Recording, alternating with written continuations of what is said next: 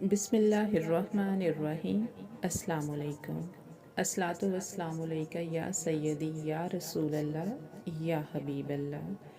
آج کی ویڈیو میں ایک بھائی کا مشاہدہ شیئر کیا جائے گا کہ کیسے ایک غلطی کی وجہ سے ان کو نوکری سے برخاست کر دیا گیا، لیکن درود پاک کی وجہ سے اللہ تعالیٰ نے ان کو ان کی نوکری پر بحال کر دیا۔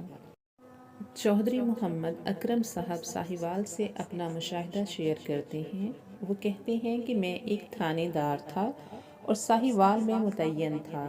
کچھ عرصہ پہلے ڈی ایس پی صاحب نے ایک جگہ ناکے پر ہماری ڈیوٹی لگائی، جہاں اچانک واردات ہو گئی اور ڈاکوؤں کے دھوکے میں ایک بے گناہ شخص ہمارے ہاتھوں سے مارا گیا، جس کی وجہ سے محکمے نے میرے سمیت 11 سپاہی معطل کر دیے اور عدالت میں مقدمہ لگ گیا۔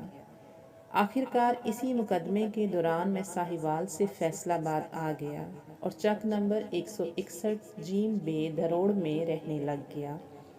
اسی گاؤں کی مسجد میں ہر جمعرات کو درود شریف کی محفل ہوتی تھی۔ میں نے اس محفل میں شرکت کرنا شروع کر دی اور صبح شام درود شریف پڑھنے کو اپنا وظیفہ بنا لیا اور اللہ تعالیٰ سے اپنی غلطی کی معافی مانگتا رہا۔ آخرکار جب ایک رات میں محفل سے فارغ ہو کر اپنے گھر گیا تو اچانک محکمہ پولیس کی جانب سے فون آ گیا کہ عدالت نے مقدمہ خارج کر دیا ہے اور محکمے نے آپ کو دوبارہ نوکری پر بحال کر دیا ہے۔ یہ سن کر میری خوشی کی کوئی انتہا نہ رہی۔